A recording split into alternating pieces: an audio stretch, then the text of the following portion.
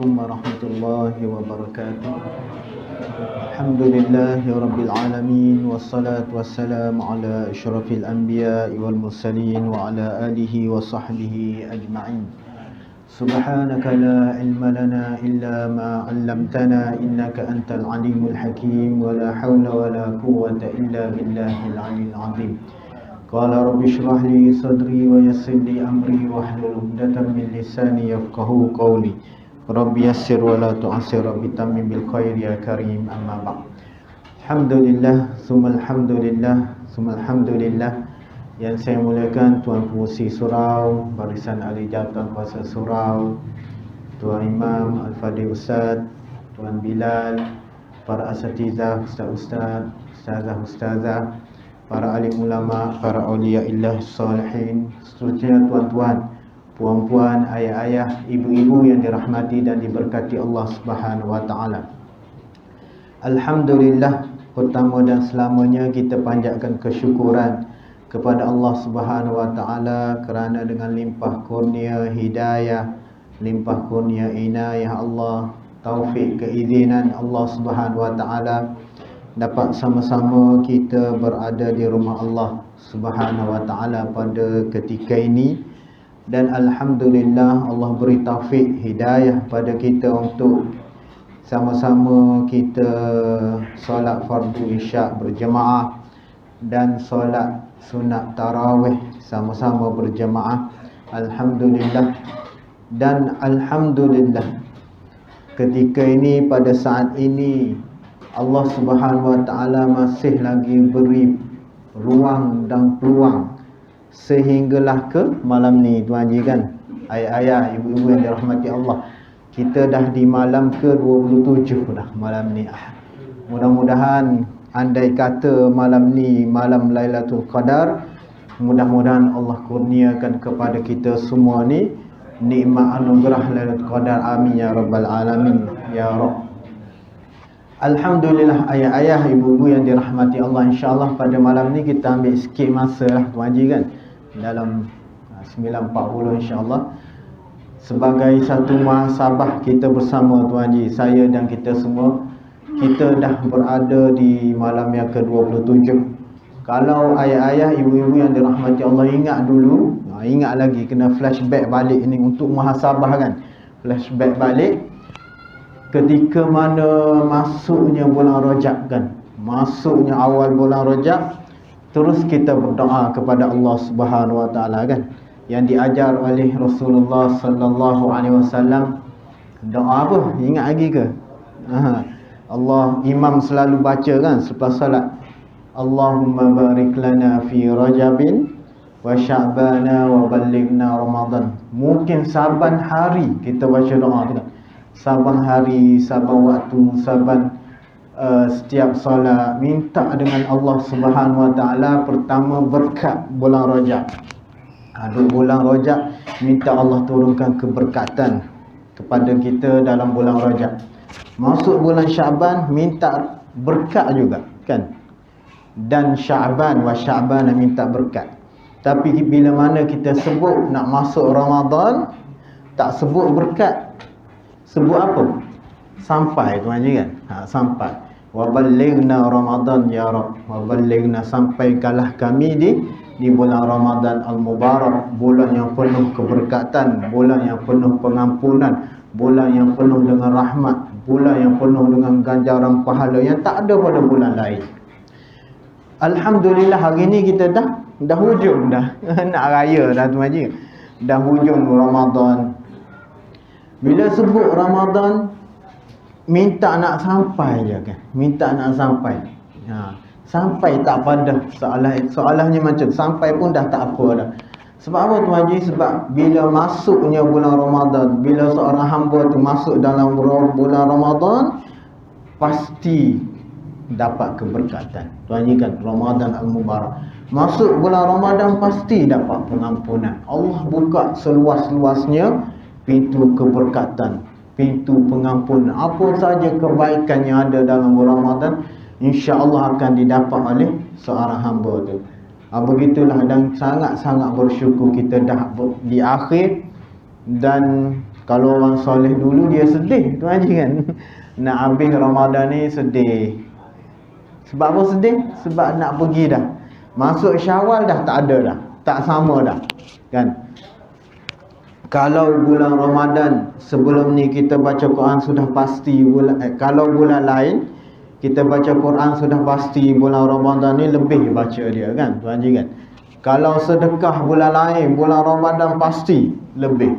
Kalau beribadah pasti lebih daripada bulan-bulan lain. Tu nampak keberkatan Allah Subhanahu Wa Taala yang Allah janjikan di bulan Ramadan Al-Mubarak. Amin ya rabbal alamin. Jadi kat sini sebagai satu muhasabah kita boleh muhasabah lah tuan haji kan. Muhasabah setakat mana amalan kita dah buat, setakat mana ibadah yang kita dah buat untuk muhasabah. Cuma kat sini saya nak bawa semualah ayah-ayah, ibu-ibu yang dirahmati Allah Subhanahu Wa Taala. Satu hari pernah Sayyidina Muaz bin Jabal radhiyallahu taala anhu, dia tanya Rasulullah sallallahu alaihi wasallam kan. Biasa orang tanya amalan apa 10 akhir Ramadan ni nak buat kan. Jadi kan macam tajuk tu. Madrasah didikan tarbiyah Allah Subhanahu Wa Taala didik umat Nabi Muhammad sallallahu alaihi wasallam dalam bulan Ramadan. Kan? Penuh dengan ibadah. Kalau bulan lain Isyak dah sampai rumah, bulan Ramadan masih lagi tunggu sampai pukul 10 kadang-kadang kan. Untuk apa? Untuk beribadah kepada Allah Subhanahu Wa Taala. Kalau sebelum ni bangun subuh, bulan Ramadan sebelum subuh dah bangun sahur kan. Bahkan kalau sebelum ni qiyamul lail mungkin tak buat, bulan Ramadan dia berusaha untuk berqiyamul lail, bertahajud kepada Allah Subhanahu Wa Taala kan. Kalau sebelum ni mungkin dah ada qiyamul lail, bulan Ramadan dia banyakkan lagi ibadah kepada Allah Subhanahu Wa Taala. Bulan Ramadan bulan akhirat dia panggil tuan haji kan. Bulan akhirat yang Allah Subhanahu Wa Taala dia train hamba dia semua manfaat akhirat. Tak ada manfaat dunia tuan haji kan. Ada ke? Ada ke orang puasa nak ganjaran dunia? Tak ada tuan haji. Tak ada. Tu ibadah yang diberi anugerah yang sangat bernilai untuk kita hamba umat Nabi Muhammad sallallahu alaihi wasallam. Sayyidina Muaz radhiyallahu taala anhu dia pernah tanya. Satu hari dia tanya Rasulullah sallallahu alaihi wasallam, ya Rasulullah, akhbirni bi amalin yudkhiluni al-jannata wa yub'iduni minan nar. Kan Sayyidina Muaz radhiyallahu taala anhu sahabat kana Rasulullah sallallahu alaihi wasallam, dia tanya, ya Rasulullah, tolong cerita kepadaku satu amalan yang bila aku buat amalan ni terus masuk syurga. Kan hadis ni boleh tengok, boleh rujuk dalam hadis 40 ada. Hadis yang ke-29 kan. Buat amalan ni, buat terus boleh masuk syurga Allah Subhanahu Wa Taala kan. Dan yang kedua, kalau aku buat amalan ni juga boleh jauh daripada api neraka. Wa yub'iduni minan nar. Lalu Nabi sallallahu alaihi wasallam apa Nabi jawab? Nabi jawab apa? Adakah Nabi jawab kena tahajud bangun pukul 2 kan? Contoh tahajud ke, solat taubat ke, ataupun zikir ke, berapa puluh ribu kan, contoh kan. Tengok jawapan Nabi sallallahu alaihi wasallam. Pertama Nabi jawab, laqad sa'alta an azimin. Kamu telah tanya satu perkara yang besar. Laqad sa'alta, sesungguhnya demi Allah kamu tanya ni perkara yang sangat besar. Kan? Laqad sa'alta an azimin. Dan daripada soalan Sayyidina Muaz bin Jabal radhiyallahu taala anhu ni, nak bagi tahu kat kita yang para sahabat bila dia nak minta, bila dia nak tanya dengan Rasulullah sallallahu alaihi wasallam, dia akan tanya perkara akhirat. Perkara akhirat tuan haji, ayah-ayah, ibu-ibu yang dirahmati Allah. Tengok didikan Nabi sallallahu alaihi wasallam yang berjiwa akhirat, mendidik para sahabat ridwanullah taala alaihim dalam hati nak dipenuhkan dengan akhirat kan. Sebab tu kalau tanya mesti ataupun nak minta akhirat tuan. Tak minta manfaat dunia. Kenapa? Sebab sana akan kekal selama-lamanya kan. Para sahabat melihat sana akan lebih bernilai, berharga, akan kekal. Kerana dunia yang kita duduk sekarang ni, kita semua ni sementara saja. Tak ada seorang pun atas surau ni yang tak akan ke sana. Macam kan? Tak ada seorang pun yang dia boleh jamin saya tak ke akhirat, duduk atas dunia ya kan. Tak ada, semua akan ke sana, dan ke sanalah lebih kekal, lebih berharga. Sebab tu para sahabat radhiyallahu ta'ala alaihim, bila dia tanya, bila dia nak minta, dia akan minta benda akhirat. Pernah sahabat yang lain kan, yang berkhidmat kepada Rasulullah sallallahu alaihi wasallam, bila Nabi sallallahu alaihi wasallam offer kat dia nak minta apa, dia minta murafaqataka bil jannah. Saya nak duduk sekali dengan kamu ya Rasulullah di syurga. Sesusah mana para sahabat pun tetap dia akan minta akhirat. Tu aja kan. Sesuatu kita kata kalau susah ni mintalah dengan Rasulullah. Minta dengan Rasulullah nak bagi ayat ke contoh kan, bagi nak amal ni untuk murah rezeki, tak tadi. Tak ada. Minta di akhirat. Lepas tu bila tanya Sayyidina Muaz, tanya apa amalan yang bila saya buat ni saya boleh masuk syurga ya Rasulullah. Tu satu hikmah, satu faedah yang kita nak ambil.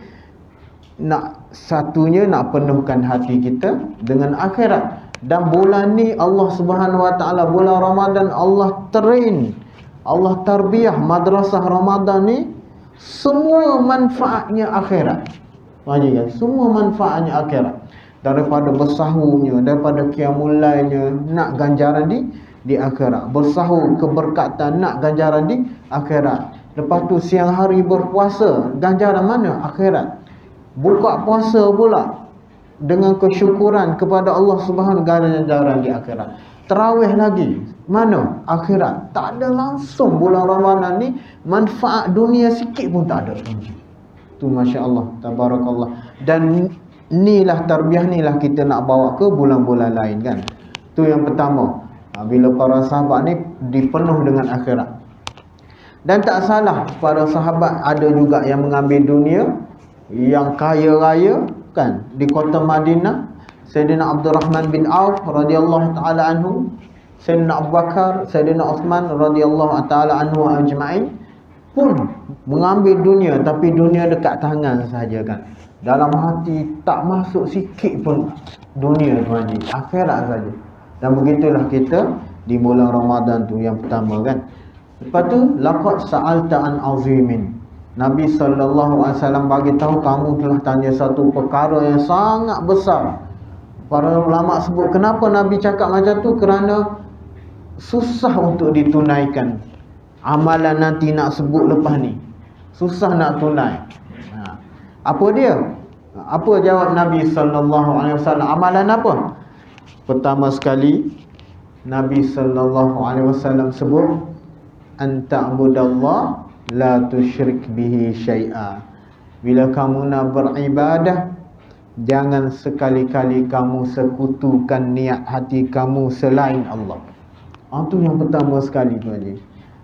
Pertama sekali ya, kamu nak beribadah dalam bulan Ramadan. Ini untuk muhasabah saya dan kita semualah. Ya, kamu nak berqiyamul lail, silakan. Kamu nak bertadarus, silakan. Kamu nak bertarawih, kamu nak puasa. Yang pertama asas untuk menjaga ibadah, kamu beribadah dalam hati kamu, tak ada benda lain sikit pun melainkan niat lillah, kerana Allah Subhanahu wa taala saja tu haji. Mungkin ada antara kita dah khatam Quran, dah kan 2-3 kali khatam dah kan tu haji kan. Yang penting keikhlasan kerana Allah, tadarus kerana Allah, tarawih bukan menjadi adat tapi ibadah kan, ibadah sehari-hari. Sebab itulah baru selepas tu baru Nabi sallallahu alaihi wasallam sebut solat, puasa kan, zakat, haji, baru sebut lepas tu. Tapi asas pertama sekali ibadah, kerana ibadah lah menjadikan satu kayu ukur untuk diterima amalan oleh Allah Subhanahu wa taala. Baik ayah-ayah, ibu-ibu yang dirahmati Allah, dalam beribadah kepada Allah Subhanahu wa taala di bulan puasa ni kan, di bulan puasa, kalau kita tengok hadis lain, ada satu hadis dalam Sahih Bukhari, Nabi sallallahu alaihi wasallam sebut lan yadkhula ahadukum bi amali. Ya. Nabi pernah sebut dalam hadis lain, tak akan masuk syurga seseorang hamba tu dengan amalan dia. Kan? Tak akan masuk syurga seseorang hamba tu dengan amalan dia. Lalu para sahabat tanya, wala anta ya Rasulullah, adakah kamu tak boleh masuk syurga juga dengan amalan kamu? Wala ana, kata Rasulullah sallallahu alaihi wasallam, aku pun tak boleh masuk syurga dengan amalan, illa an yataghammadani Allahu bi rahmatih, kecuali ketika mana Allah turunkan rahmat kepadaku untuk aku beramal, barulah dengan rahmat Allah itu aku masuk syurga Allah Subhanahu wa taala. Jadi kat sini saya nak bawa ayah-ayah, ibu-ibu yang dirahmati Allah. Bila mana Sayyidina Muaz tadi radhiyallahu taala anhu, dia tanya Nabi sallallahu alaihi wasallam, ceritakan kepadaku satu amalan yang aku boleh masuk syurga. Sedangkan dalam hadis lain Nabi kata tak akan masuk syurga kamu dengan amalan kamu kecuali dengan rahmat Allah. Maka dekat sini kena faham, kena tafsir betul-betul.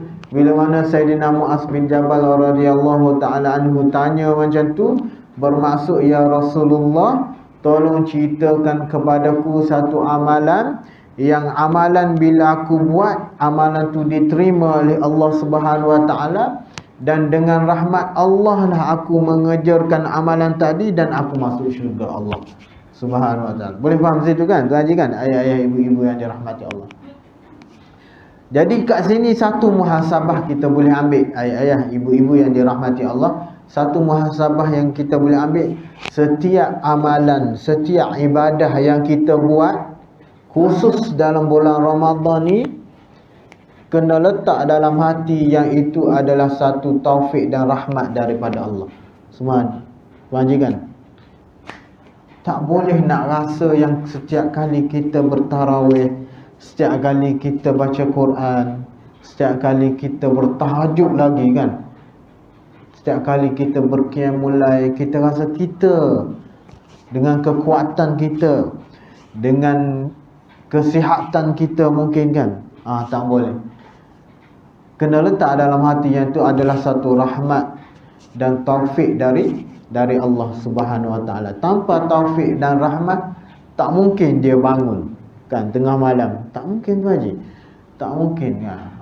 Ada orang duduk tepi masjid je kan, tapi tak bangun pun. Masjid dia buat mulai dengan tak bangun pun dia. Dia bangun solat kat rumah tu itu urusan dia lah. Tapi kadang tak bangun. Sebab apa tu haji? Sebab taufik dan rahmat. Kadang orang sihat pun kita kan, bulan puasa semakin sihat tapi tak bangun. Sebab apa? Sebab tak ada taufik dan rahmat. Sebab tu setiap kali ibadah yang buat, kita boleh bangun qiyamul lail, boleh bertadarus, boleh baca Quran, boleh bertarawih, kena syukur sungguh kan.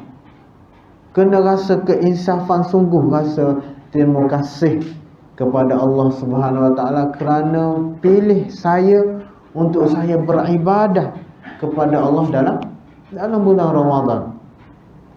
Dari situ lahir keikhlasan kepada Allah Subhanahu wa taala. Selagi mana hamba tu tak nampak yang ibadah dia buat tu bukan dari rahmat dan taufik Allah, selagi itulah dia tak akan dapat keikhlasan kepada Allah Subhanahu wa taala. Dia akan merasa kehinaan.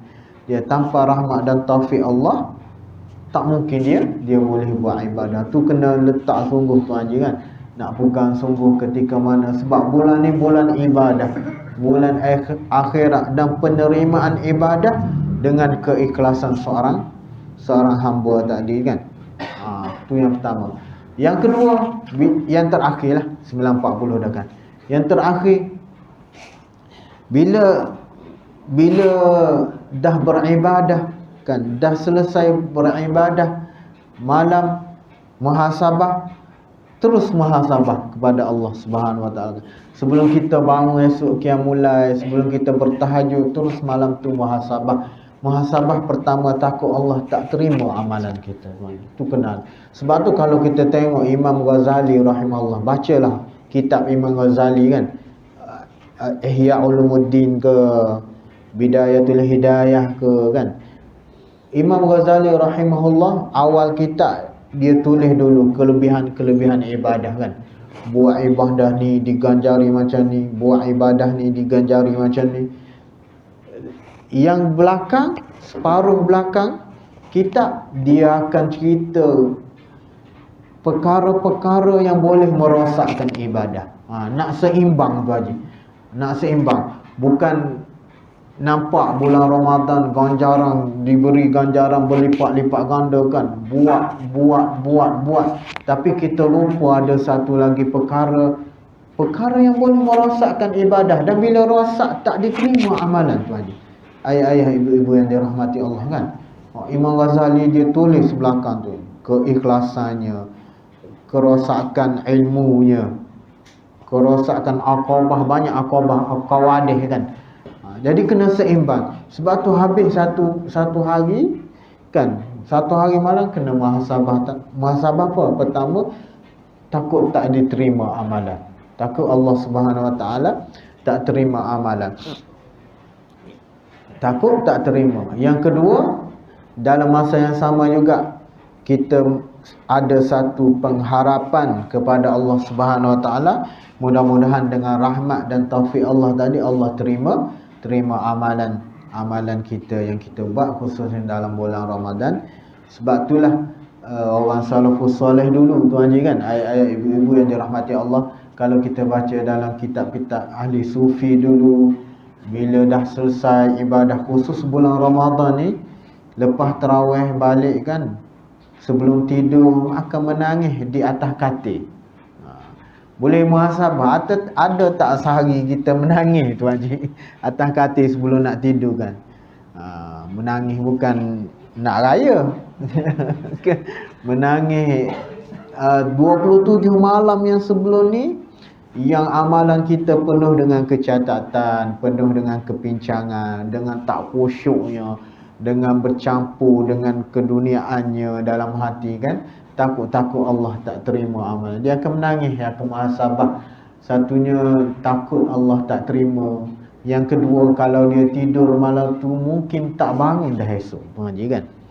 Mungkin tak bangun dah esok. Ataupun kalaulah habis Ramadan ni dengan kekurangan amalan, mungkin Ramadan tahun depan belum tentu sampai Tuan Haji kan. Lepas tu yang ketiga, bila dah habis satu ibadah malam tu, dah putus connection dia dengan Allah Subhanahu Wa Taala. Tu orang soleh dulu.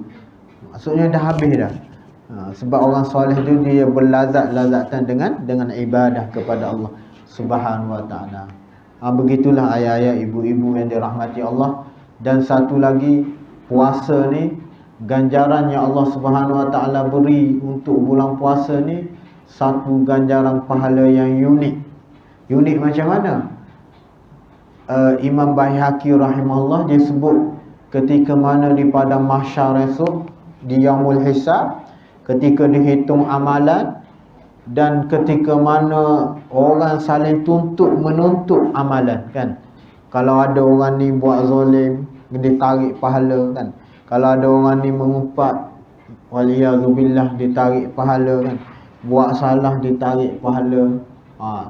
Dengan adilnya hari penghakiman tu, tarik setengah orang, bila nak timbang amalan pahala penuh, last kali muflis dia.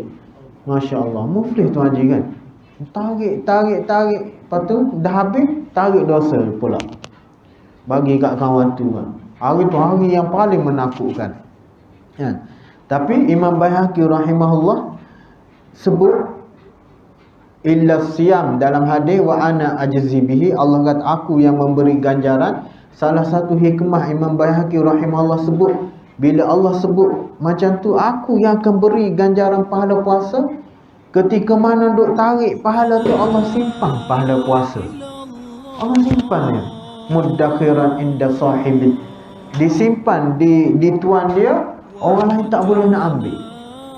Tu Masya Allah, tak boleh nak ambil kan, tarik kosong, tak boleh. Last sekali ketika mana muflisnya dia dengan pahala ditarik, Imam Baihaqi rahimahullah kata Allah letak pahala puasa dia dengan ganjaran yang berlipat ganda, yang dia ikhlas kerana Allah di bulan Ramadan, dia letak pahala sehingga boleh dimasukkan dia ke dalam syurga Allah Subhanahu. Sebab itulah ikhlas sungguh-sungguhlah tuan haji, ayah-ayah, ibu-ibu, saya sendiri kan, dalam apa jua Ramadan yang kita buat, bukan kerana surau buat program, bukan kerana tengok orang sebelah nak pergi kan, kerana Allah tuan ni, kerana Allah sungguh. Mudah-mudahan bila kita berjumpa dengan Allah Subhanahu Wa Taala esok, Allah ganjari sungguh ganjaran yang dijanjikan ketika mana kita berada di dunia dulu. Amin ya rabbal alamin. Terkurang tersalah saya mohon maaf, terambil masa lebih saya mohon maaf. Yang baiknya dari Allah Subhanahu Wa Taala, yang kurang daripada kita sebagai hamba. Aqulu qawli hadza astaghfirullahal azim li wa lakum wa lisairil muslimin wal muslimat wal mu'minin wal mu'minat al ahya minhum wal amwat bi rahmatika ya arhamar rahimin. Sallallahu ala sayyidina Muhammad wa ala alihi wa sahbihi ajmain. Wabillahi syaufiqul hidayah. Wassalamualaikum warahmatullahi wabarakatuh.